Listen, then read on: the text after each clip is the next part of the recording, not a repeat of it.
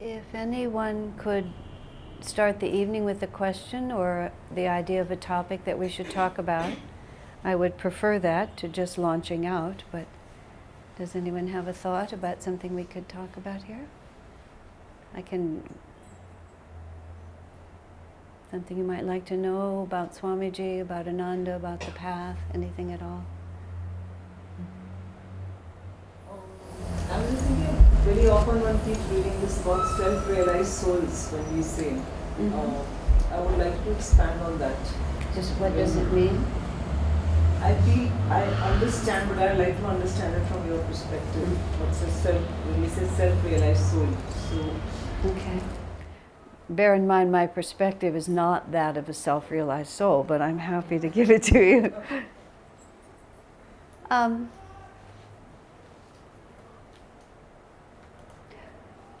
I was walking up the stairs in my own apartment one day, and I was conscious of the burden of my own ego. I'm a relatively happy person, energetic and so on like that, but there's always a certain amount of restless edges and anxiety about a little about this. Will I get the project done? Will we solve this problem? And it was just odd because sometimes these things come like this. I was just going up the stairs. There was nothing particular about the moment. And I thought about what it would be to have no vrittis, have nothing in the chakras except complete calmness, Patanjali's definition of union, just nothing. And to be utterly fearless is how it also came to me, that there would be nothing in the whole universe that could disturb my peace at all, because standing in the center of oneness, there's no vibration to disturb. And just for much faster than it takes to say it, it was like for just a second, I felt that freedom. And I just could imagine, how a person could incarnate and move through this world if they were nowhere in this world, but always in the center of the spirit. So what self-realization is about is to have transcended any oscillation. Our consciousness is oscillating all the time, if you want to think about it. Isn't that so? I don't even just mean being disturbed in meditation. I mean, we're always shifting from one thought to a next, and we're often shifting from one small point of tension to the next. So having all of that removed, this is a small way of saying it, but I'm trying to come up to it from the bottom to see what it would be like. Let's see, there was another thought that I wanted to have. There's another aspect about a self-realized soul, and because you can read definitions in many places, I'm just giving you the piece of it that has struck me. Because the definition of a self-realized master is that he is one who has attained self-realization. Before Master incarnated, he was an avatar because he had attained that realization quite some time in previous incarnations. But he said he remembered all the way back to being a diamond. That was his actual statement. He could remember the individual consciousness that became Paramhansa Yogananda. He could remember it all the way back to being a gemstone. Now, I asked Swamiji once the question, because someone asked me, how long does it take to finish being a diamond? I asked the question afterwards, what do you become after you become a diamond? Do you become an emerald? Do you become a redwood tree? What happens next? And because I've sometimes sat at the breakfast table with Swami Kriyananda and can take advantage of that and ask him a question, I told my friend I would ask. So I don't know if you were there, Narayani. We were sitting at the breakfast table in Los Angeles, and I said to Swamiji, I asked him, I said, someone asked me, how long does it take to get out from being a diamond? Swami looked at me and he said, that is a really stupid question, is what he said. And I was honest enough to say, I thought it was fascinating, Swamiji, that's why I asked you. And then he sort of refused to answer me. I mean, he wasn't really upset, but he just refused to answer. But as often happens when he sort of rejects something, then something else comes through.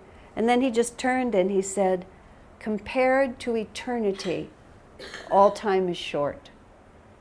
So even from our point of view, it takes a long time to get to be from it being a diamond, but compared to eternity, it was no time at all. This, Swami just had a way of always turning the perspective.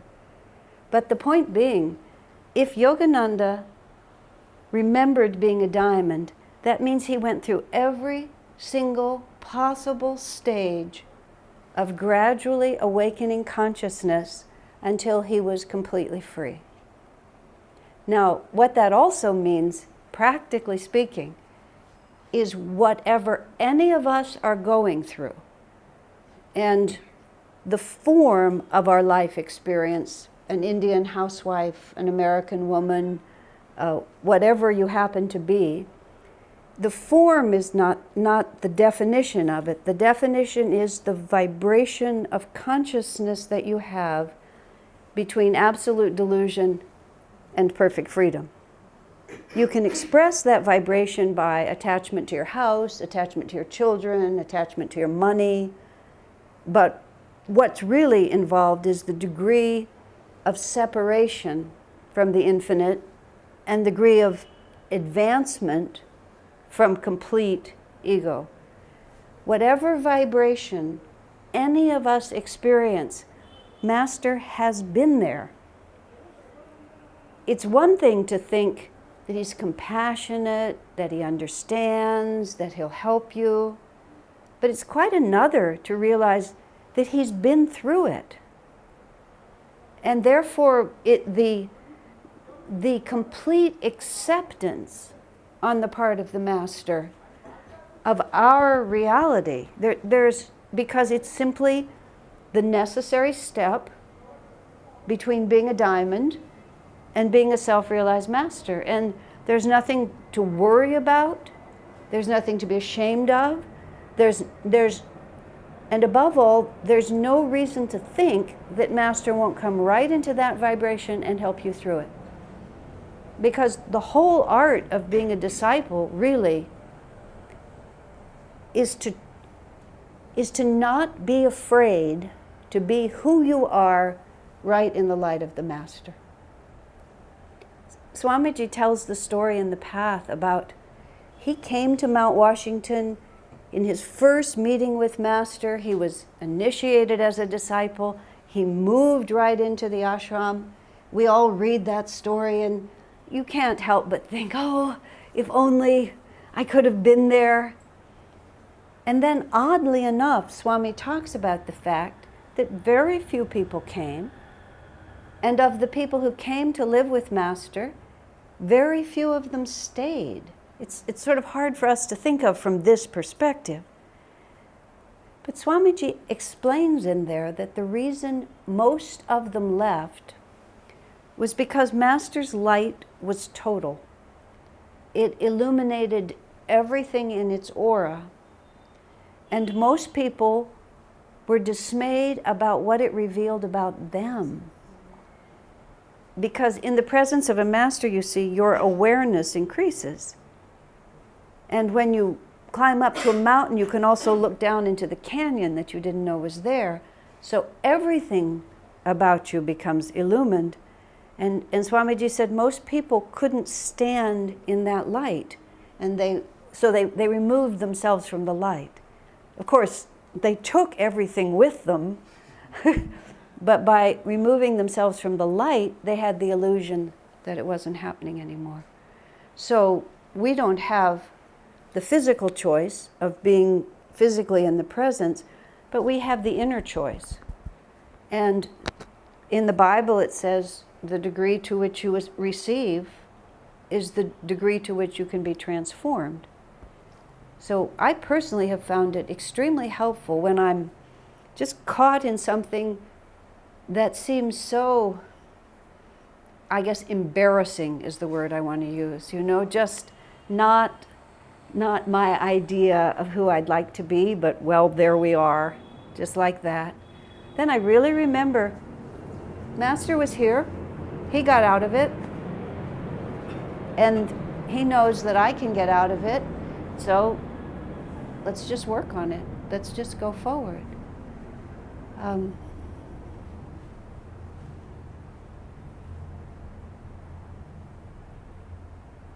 I think that would be it. With Swamiji, Swamiji was not self-realized, he said, before he was born. He was not an avatar. His consciousness was, he was a free soul, is how I think about him. He was just a free soul. He was not burdened. And what he demanded of us, what happened when you were with him, is that his vibration, you were forced to lift your vibration to be with him. And the blessing of his company, over time I realized, was not that he was giving energy into us so much, is that when we were with him, we wanted to be where he was. He inspired love in your heart, and you sort of go toward him. That's the power of devotion. But in order to go toward him, you had to meet him where he was. Otherwise, he wasn't there. I mean, there was no other place to meet him. And that's why many people were never magnetized, because they didn't want to go where he was. But Swamiji is not in the line of masters. What's the reason for that? Well, because... Or if there is a difference, I just wanted to understand that. Well, Master himself, Yogananda, always said that he was the last in the line of gurus. Now, Swamiji has made it clear, though, that he can't possibly be the last self-realized person on this spiritual path, or else this spiritual path doesn't work. Right? And Swamiji also said that others on this path would have their own disciples, because it's part of the divine law that in order to become liberated yourself, you have to help others become free. The number that Swami always says is you have to help 6 others. Sometimes we joke among ourselves when somebody comes who seems particularly difficult, we try to decide who he belongs to. Is he one of your 6, Because I'm not talking just about my batchmates, I'm talking about all of us. The people who come into our lives that we're helping, this is how it all works. But even in that context, Swamiji was always emphasizing that inasmuch as this is a line of avatars, that even if that energy goes through a particular expression, as many of us feel it goes through Swamiji, it goes through him to Master, to this line of gurus, and up to the divine. I think of it when Swamiji was living, I thought sometimes, Master was the king of the whole country, but our particular city of Ananda was governed by Swamiji, and it would not please the king to ignore the one he put in charge. And after that, I just left it to them. I figured I know, I can feel Swami's magnetism pulling me into the light. And if at a certain point, he hands me over to Master or whatever happens, I figure by the time it happens, it won't be an issue for me. But we naturally relate to what we know. That's just the way life is. Swamiji was closer to us and more with us than Master could be, but through him, I had Autobiography of a Yogi. I was studying the teachings of Vivekananda, which were they suited me. They were very intellectual, more intellectual. I had Autobiography of a Yogi, and on page 9, Lahiri, or maybe it's page 13, Lahiri materializes in a wheat field. And I couldn't go there. I couldn't have somebody materializing in a wheat field on page 9 of this book. I didn't know what to do with it, so I just closed it and put it away. And then a couple of years later, I met Swami Kriyananda, found that he was a disciple of Yogananda, was totally just captured by his consciousness. Because he was a disciple of Master, I went and opened Autobiography of Yogi. All of a sudden, it made perfect sense to me. It was so dramatic. It didn't make any sense to me until I met Master's disciple. And then I thought, why didn't I see this the first time? But there had to be that bridge for me. And that sort of has always been my understanding since then. But Swamiji would never, and he was very definite with us, don't make me the sixth guru. Because he said that's not what Master wanted. The line is complete, but the spirit and the revelation goes on and on. Any other questions or thoughts?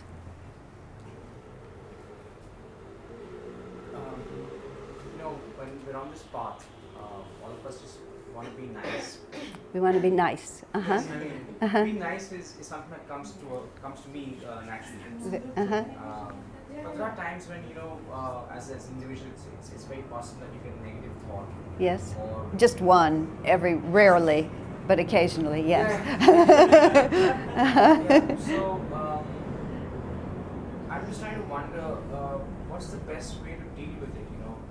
So what I normally do is I just say Hari Om, and try to just get rid of that negative thought. But my question is that do you reach a point where negative thoughts cease to come, or is there a good way to kind of deal with negative thoughts? Is there a way to kind of just somehow prevent them from just arising in your mind in the first place?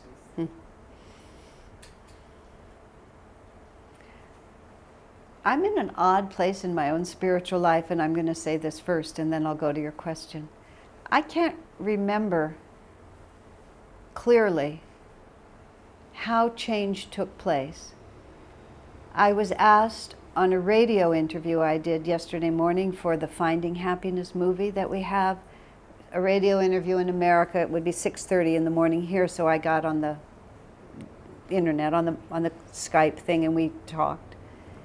This woman says, because Finding Happiness is about Ananda and its history, what's the hardest thing, the most difficult thing you had to do being part of Ananda?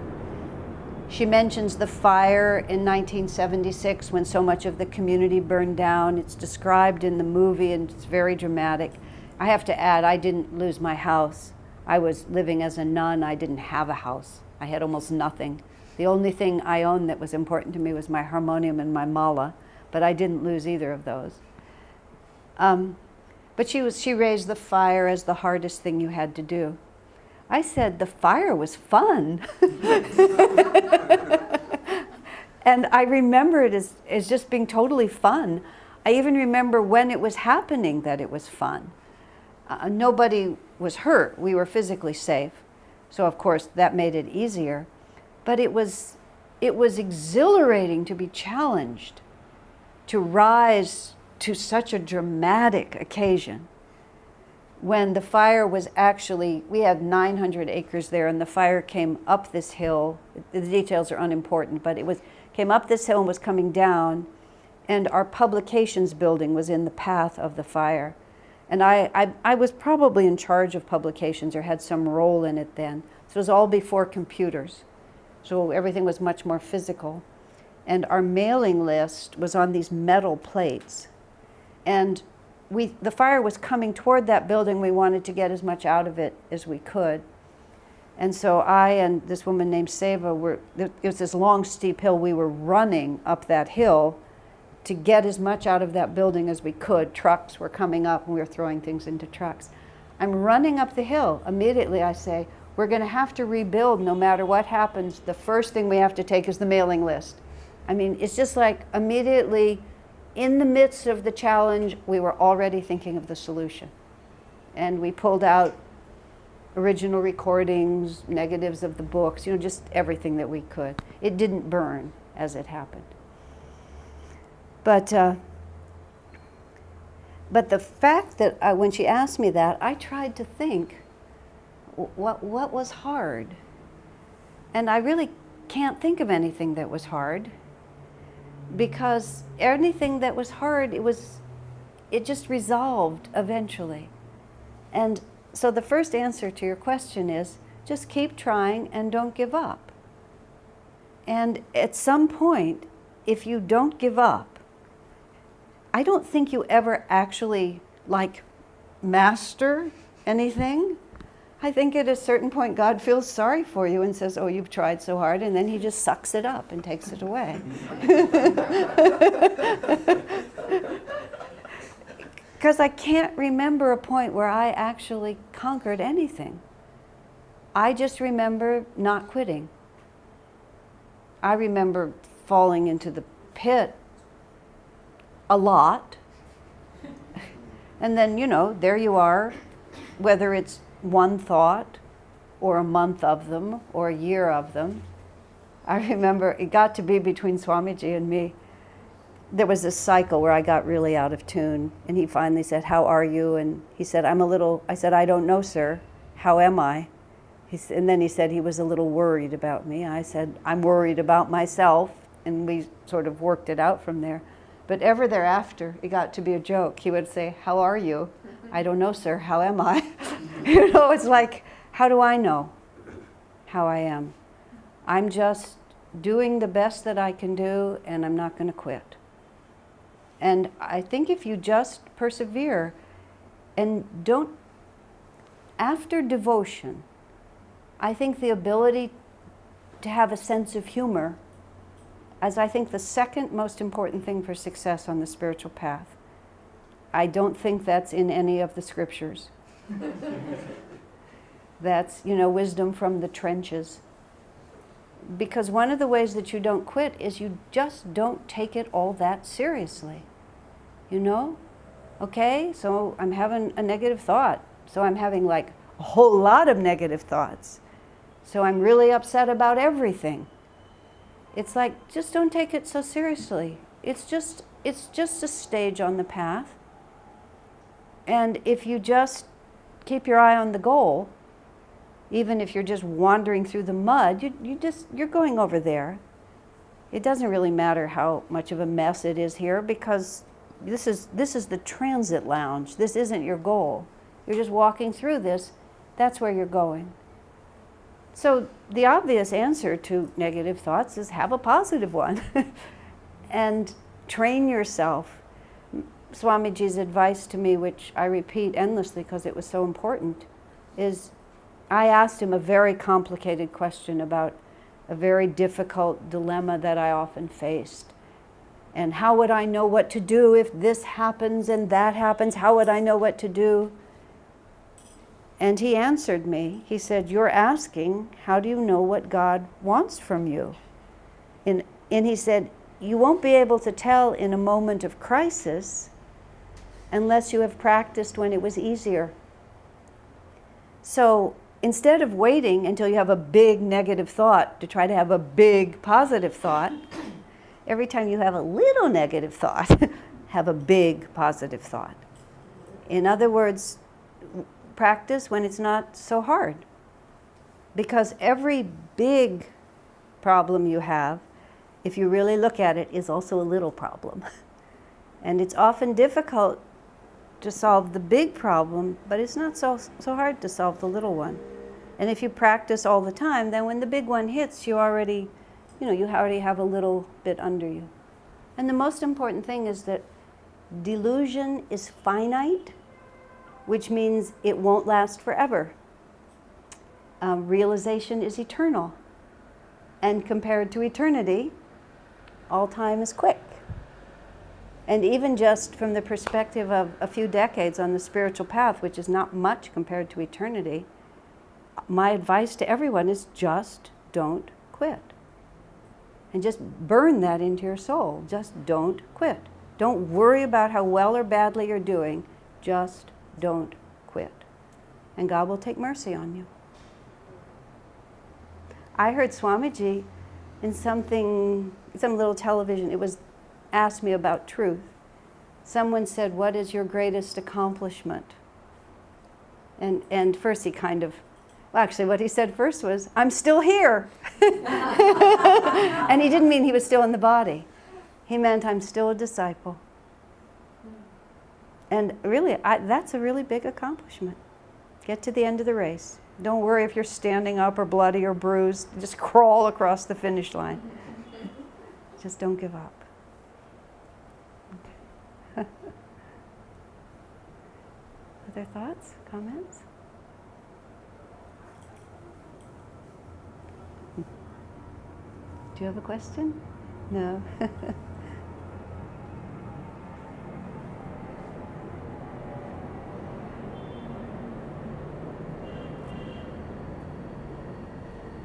That can't be the end of the conversation. That's what they did to me this afternoon. You can't do this to me today, too. In fact, in Gita, Arjuna asked this question to Krishna, that if you are on the path of spirituality and if you give up, Yeah. what happens to that soul? Yeah. Will it perish? Yeah. So he says, no, he will not perish. Even if he fails, has a negative orientation for a while and he shift from the path little bit, still he will be taken care of in the next birth. That's what he is assured. You know, Master puts it in a practical way too. He says, once you've tasted the freedom that Spirit gives you, you really can't be satisfied with anything else. You know, it's like your soul knows what real freedom and real happiness feels like. And so even if you get distracted and some piece of karma takes you off on some little story, your own your own recollection of the happiness that you knew in a spiritual way just makes it impossible. We've been running the same temple in Palo Alto, south of San Francisco. That's where I live. We've been running that temple now since 1987, quite a few years. And it's been very interesting to me to watch people leave and return. People will, because we also have a community, but we run a teaching center in a temple and we have regular activities. So many hundreds of people attend the temple at different times, even though only a very small handful actually live in the community. But it becomes very much the center of their spiritual life. And so people will be very active now. You know, they'll be active for 6 or 7 or 10 years, and then a little bit of karma will take them away. Or else I knew them even from the early years of Ananda village, where they would live there or were part of it, and then some karma comes and takes them away. But I've seen so often now, because I've been there long enough, 10 years, 12 years will pass and the same person will suddenly be standing there again. Where were you? And it's so touching to me to hear them say, you know, I went and I did this business, I did this marriage, I had these children, I did these things, but I could never forget the experience here.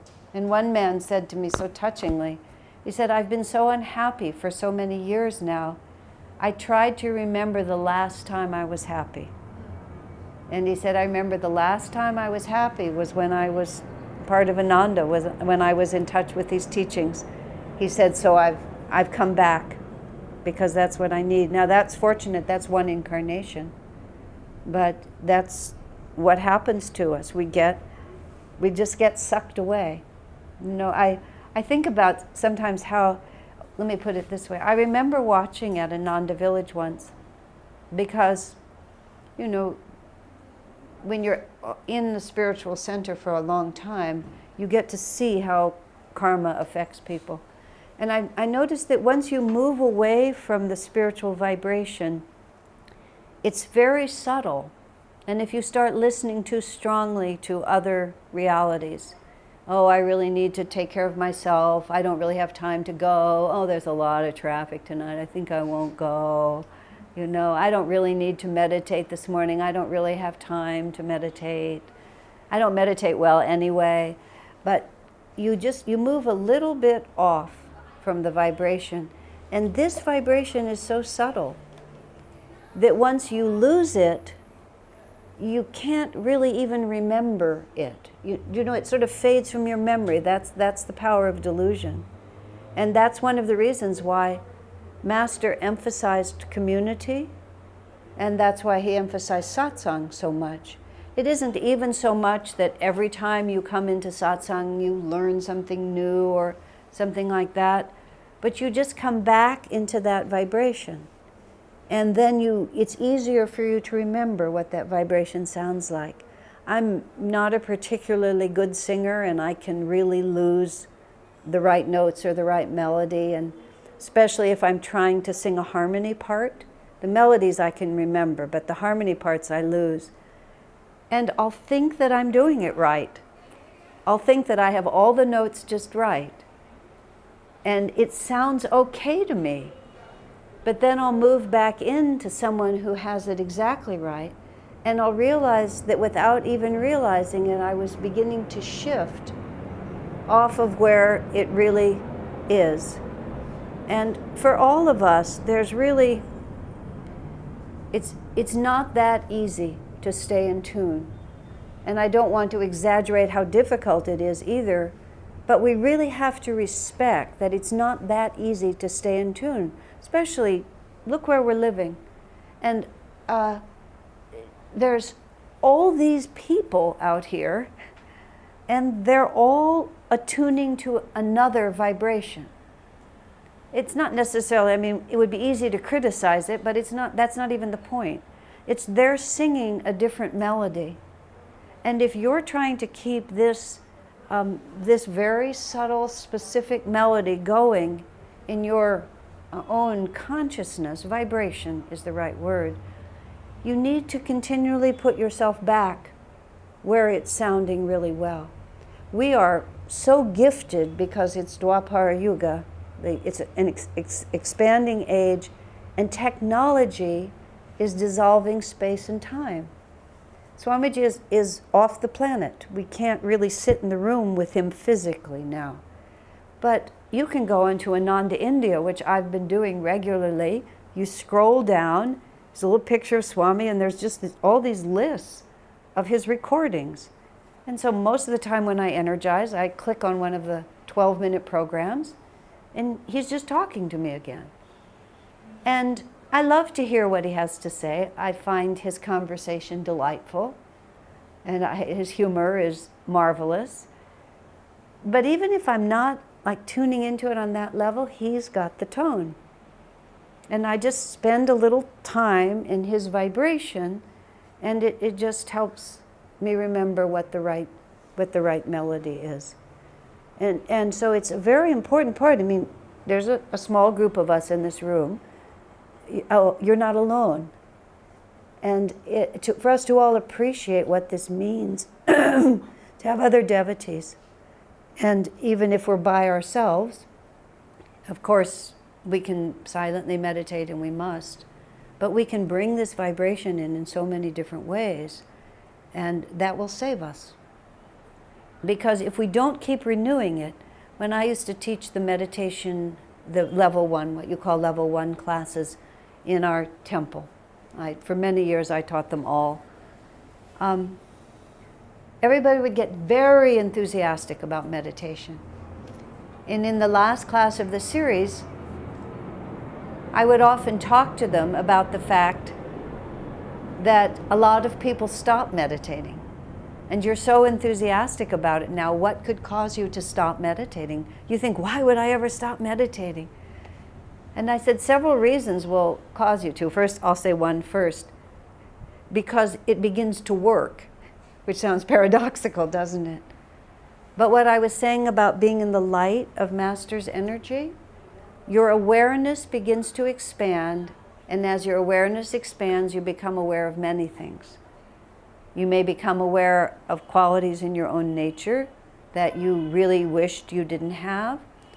You may become aware of problems that you're going to have to solve. You may begin to see circumstances in your life in a different way, and the implications of that are scary. So in one way or another, it begins to work, and we follow the same path that those disciples followed who left Master. Oh, this is just too much light. I'll just back up from the light. Doesn't change your state of consciousness at all, but it postpones it.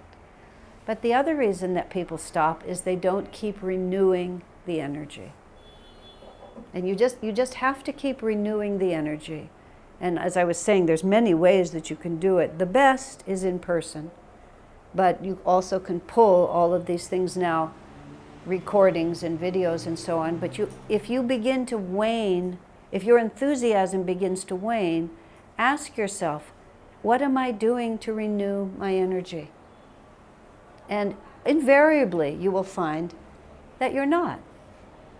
You know, we all go through it at whatever level we go through it. Gee, I'm feeling a little dry.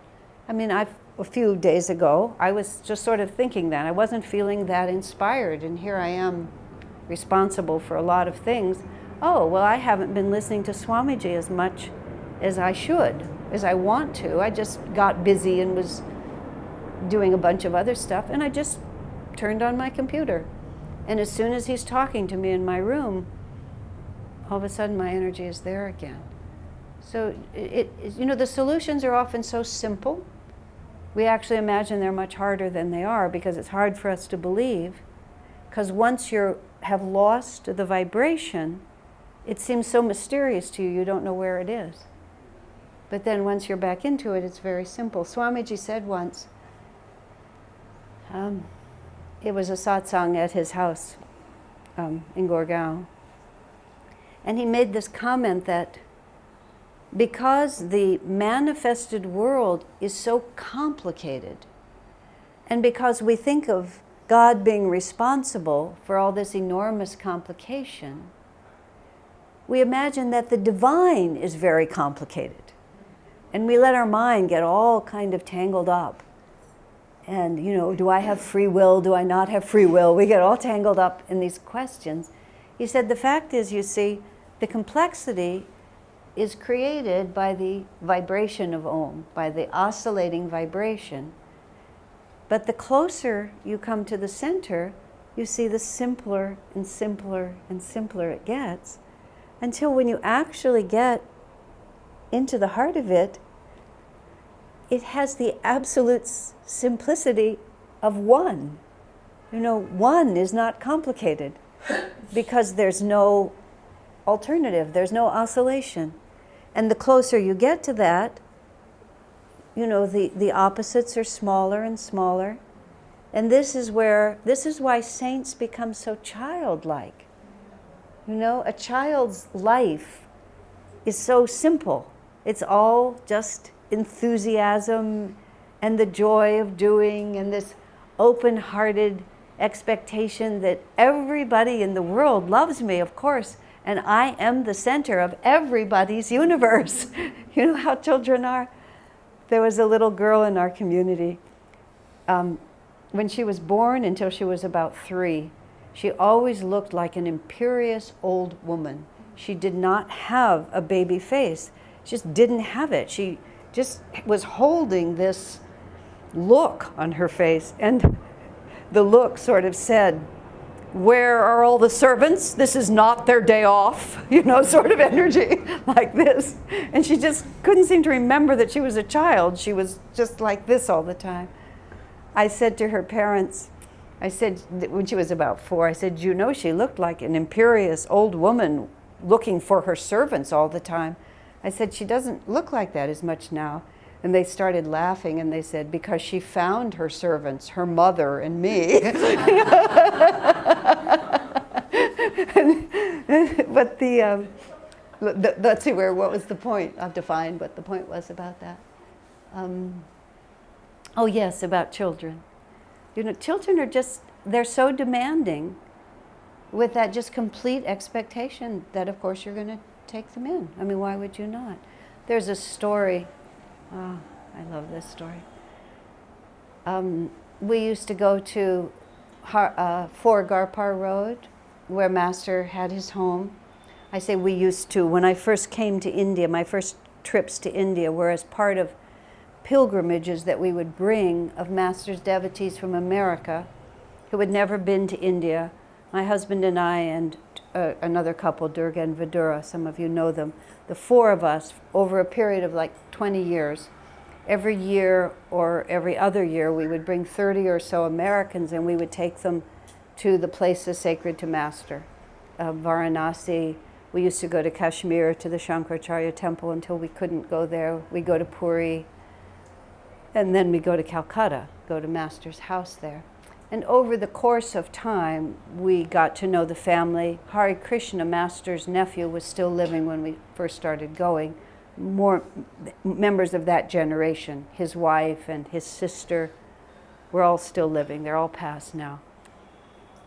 And Master came to India in 1935, and he only stayed for that 1 year. Otherwise, his life was in America.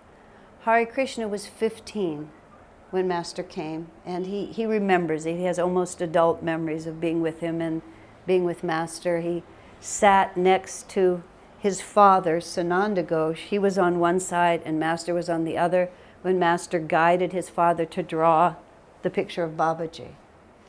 So he would tell us all these stories of these wonderful things that would happen. Sri Yukteswar used to come visit what was Hari Krishna's grandfather in that house. So these are wonderful stories. There's films of Hari Krishna telling these stories. Well, one year, his sister Shefli came also to visit. Shefli didn't speak English, so the story had to be translated for us. Shefli was only 3 when Master came. So she doesn't remember his visit at all. But everybody in the family, I'll wait till that goes.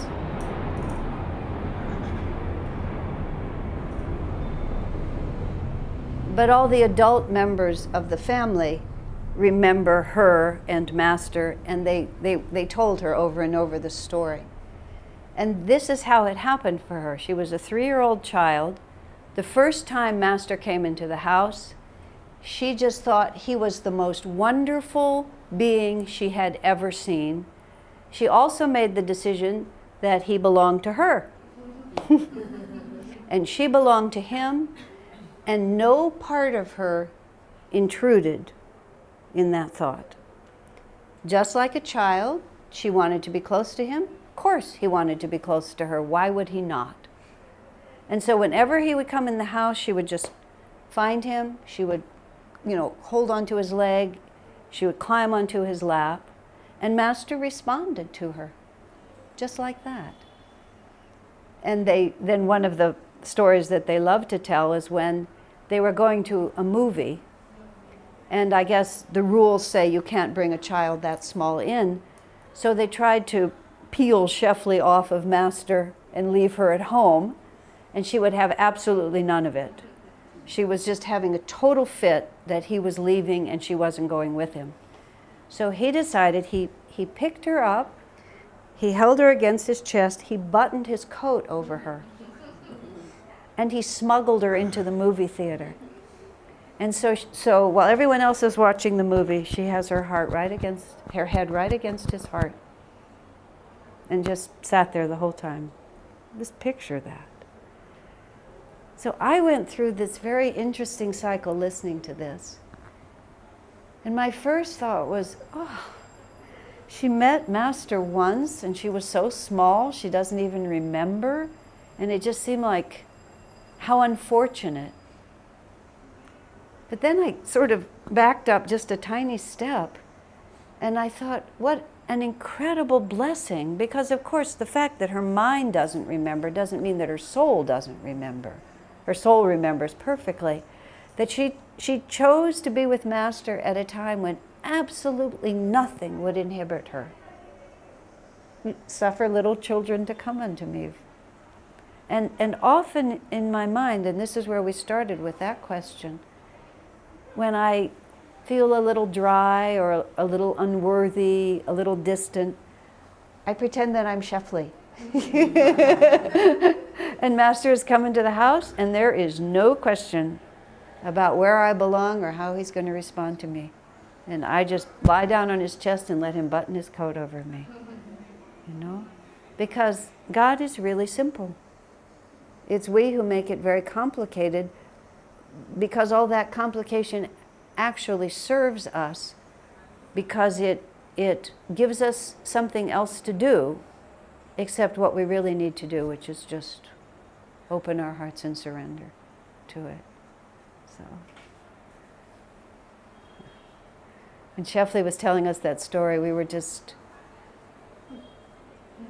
I remember sitting in the house and just, we'd been visiting for years before they told us that, and just this arc opens in front of us of just a guru-disciple relationship, and really you might almost say in its purest form. I'll tell you, there's two more little points on this. There's a story about Anandamayi Ma, about a fly that was on her face and people kept trying to shoo it away and it just wouldn't leave. And Ma said, "This is a saint from the past who wanted to be close to this body." He said, "Let him be." This world, who can figure it out? And then I was reading a chronicle of Anandamayi Ma's life from very early. And of course, at the beginning, people didn't really quite know who she was because she manifested in an unusual manner and there was no context for who she was, and it dawned on people slowly what they had in her. And at a certain point, she was still a young woman, people began to call her mother or call her Ma, and she was relating in a very easy way, so they sort of asked her if it was okay if they called her Ma. And her answer was exquisite. She said, essentially, if you want to, because she never took a position about anything. She didn't have a self to take a position. But she said, mother is a wonderful relationship, but you always respect your mother, so there's still a little bit of distance. She said, "You should make a place for me in your heart where you have put your own child." She said, "That's how you should look at me." This is what the saints tell us, all of this, I'm worried about how restless I am in meditation, I'm so concerned about this, I'm so worried about that. If you have a place in your heart where you keep your own baby, you just love your baby. You don't stop and think about it. You cannot help yourself. That's what Ma was trying to say to us. You have to love me in such a way that it never crosses your mind that anything could come between us. And this is how the saints and masters are trying to exemplify it for us. So. There's just one question I have. Certainly. The person who's suffering from ill health, Mm-hmm. you said do not quit. Mm-hmm. Could you say anything more for that? About that? Is it like chronic ill health or terminal ill It's, health? Chronic ill health. And Mm-hmm. could we pass healing today for that person too? Say what last part you said? Could we pass healing for that person too today? You're asking that we can pray for someone specifically. The question was, Take it up on your voice. I can't hear the question. I said, she said do not quit was the advice she gave, just have your eyes on the goal. Mhm. So for a person who is suffering from ill health, could she say something more for the person? about how you cope if there's, How you go. you have to go back to the fact that there is no objective standard that everybody has to meet that is external. If a person is given ill health, it's simply the necessary stage that they have to pass through. And it's inevitable that if the body is impaired, then certain things that others do easily, the person with the impaired body simply can't do. I was talking just a few days ago to some of the devotees, some of the acharyas, and we were talking about, even though, for example, Kriya Yoga is how we have tried to present Master's work here. Swami Kriyananda, when we first arrived in this country, He said, let's lead with Kriya. That was how he put it.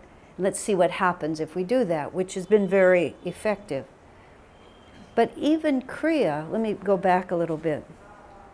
Swamiji told us that when Master was in public, he talked about many, many things about the spiritual path.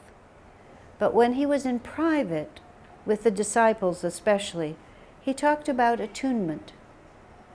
He talked about aligning the vibration of your consciousness with his. Because, as I was saying, there's something that happens. If you've aligned your vibration with Master, he can just take the rest of it and clean it out. If you receive him. And so, even Kriya, as vital as that is, even meditation, as vital as that is a means to attunement. And we might as well do everything we can to become in tune and take advantage of every opportunity. But if certain opportunities are denied us, not because the spirit isn't willing, but for some reason the body that we have is not going to make it possible, we can still go right to the point. And the point is attunement. And a lot of what I've been saying tonight about making a place in your heart and not allowing any thought, any condition to persuade you that you can't love God and be close to God and that Guru isn't going to be close to you. Even the thought that I never meditate and I can't energize and I don't have the energy to chant, whatever it might be, it doesn't make any difference. God is as close to us as our own breath. He is our own breath. And so we have to find this balance point between accepting reality as it is and accepting it peacefully as a gift from God, and then always saying, okay, given this, what can I do to expand? And so I think someone with ill health, which is not my life experience, but I've seen lots of people, and I've seen some constantly rebel against it. And they're not actually healing or transcending, they're just always fighting it. And I've seen others say, okay, this is who I am. And given who I am, how can I still be in tune? And then drawing upon whatever is available to do that, to make it happen. And then, of course, we're not the body. We're just the light, and the light is the only thing that matters. But when your body is pulling you down, it's hard to remember that. That would be the best that I could offer. It's not. So you're saying acceptance instead of saying that you are God's child and you're well? Yeah, that's a very dicey question. I'm really confused on this. I know, everybody's confused on this. That's why I'm going to try to see if I can find an answer. Swamiji says there's a difference between having a positive, affirmative attitude and actually, he said, you can't just affirm a reality, affirm away a reality that you haven't yet been willing to face. He said, first you have to face conditions as they are, completely and honestly, and then you have to decide what to do about them. And I'm answering you a little delicately because I've actually sort of wrestled with this one a little bit, because I see people who have chronic conditions, and in the name of affirmation, I can see that they never really want to just say, wow, look at this, look at what I've got. And I heard Swami just talking about this. If you're just affirming without first having the courage to say, well, this is the challenge that I have, now what will I do about it? And I think there has to be a point of merely to face something is not the same as accepting it as your reality, defining it forever. But I feel it gives you a solid basis on which to then work beyond it. I'm not sure that we've communicated, have we? Yeah. Shivani, can you help me on this? I think you've done brilliantly. Okay. It's a tough one, because I've watched lots of people who are ill pretend they're not ill. There was a woman who died, and she pretended she wasn't dying. And I don't think that helped her, because she died. But she was never able to just acknowledge that she was dying, because she kept having to affirm that she wasn't. But she was. And so we were always a little out of sync, even being able to help her, because we were never able to deal with what was actually happening. When a friend of mine was dying of cancer, she asked Swami actually this question, a similar question, what should I do? I don't want to sit here and think of myself as dying of cancer. He answered, think of yourself as light. And when she was dying, she sort of said to me, I helped her through that, through her death. What should I do? I said, just think about the light. And as soon as she got there, she wasn't saying that she didn't have cancer. She knew she had cancer. She was dying of cancer.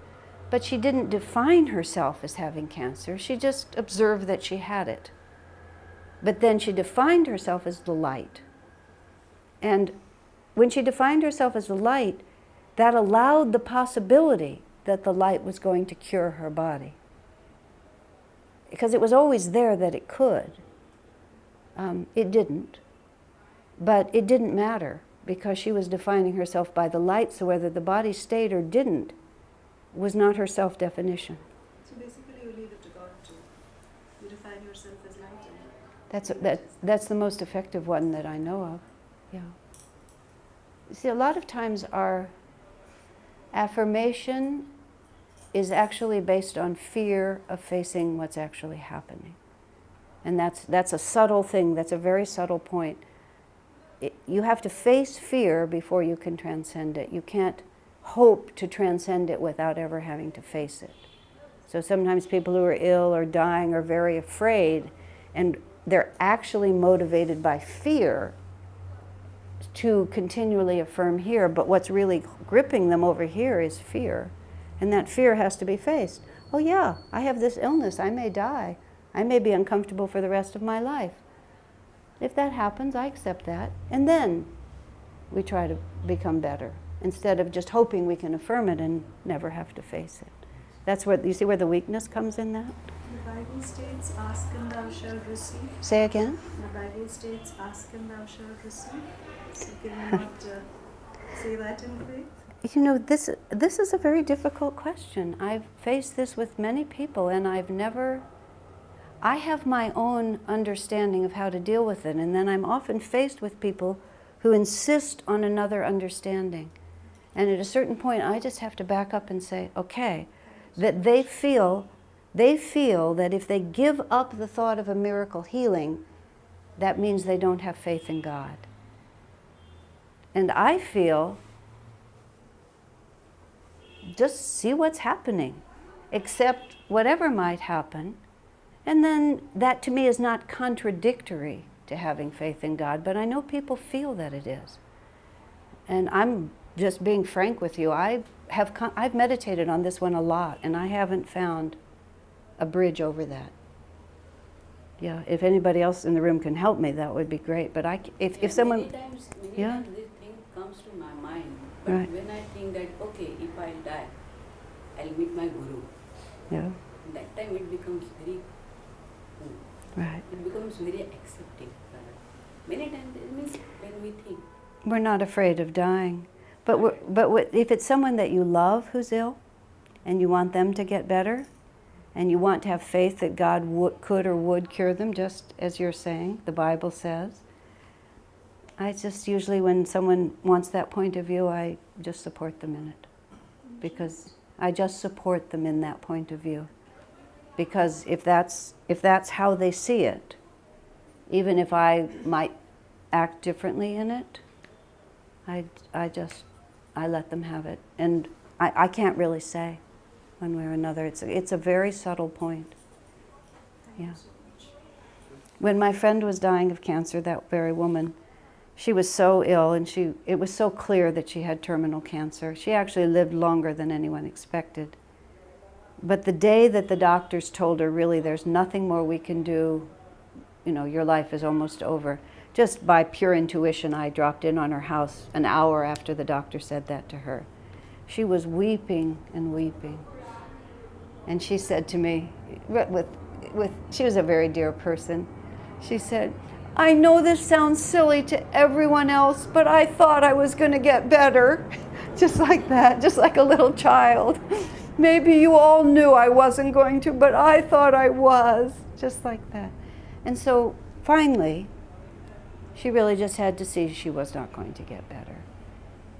And then she had to really deal with the fact that she wasn't, and that was the first time she had to deal with it. But at that point, she just embraced it completely. And she cried for a while. And she said, how am I going to do this? She has a beautiful home, family, everything. She said, how can I leave all of this? I just held her hand and I was crying with her. I said, it's a wall of tears. There's going to be a lot of tears. And I said, actually, it's a wall of fire. I said, but when you get to the other side of it, you'll find out there's nothing but light. And so she went through that, and then when I came back at the end, she just looked up at me and she said, just like this, you were right. Just like that, you were right. On the other side of it, it's nothing but light. And she just let everything go, you know, beautifully. Can I just say one more thing? Mm-hmm. There's this pastor, Joel Austin of Lakewood Church. Mm-hmm. His mother was diagnosed with terminal cancer, and she had 15 days to live, but she's a cancer survivor, and she has been kind of quoting passages from the Bible and with a lot of faith, and she's got round. So that is what kind of had me believe in art. Well, see, Saying this. This is why it's a difficult issue, because a person has to be guided from inside. And I've never had a cancer diagnosis. I don't know what it feels like, but this is, I think it's a very narrow path to walk through. And you have to just feel where you're supposed to be in it all the way through. Yeah. Happy Winningham, a woman in our community, got AIDS. She got AIDS very, very early in the cycle of AIDS, you know, like 20 years ago. And she worked very hard to live, but it was very difficult. She was, like I said, she had the bad flu all the time. And she asked Swami the question. She'd been to the other side and back, and she had no fear of death. She said to Swamiji, how long do I keep trying to live? When can I just quit? And he said, as long as you feel you are making spiritual progress, you should keep your body. He said, because if you give it up, you'll just have to reincarnate and be a child again and get to your spiritual family and learn Kriya. And you've done all that.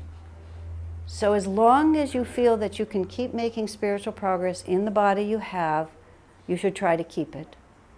And that when it's obvious that it's just too much of an impediment and it's not going to help you anymore, he said, then just let it go.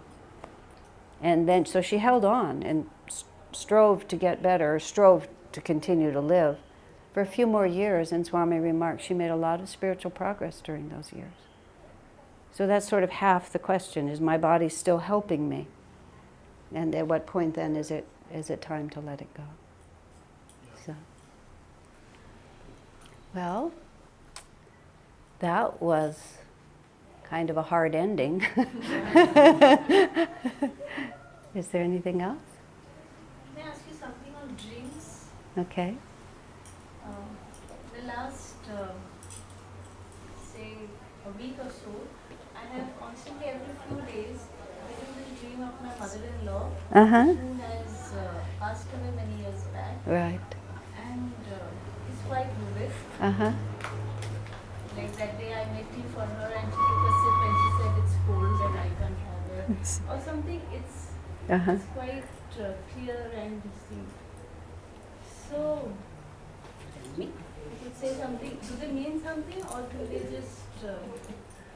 It's coming quite frequently, so I was just thinking if there's any Master, message of an Swamiji was saying that most dreams are just your subconscious mind reiterating what's happened.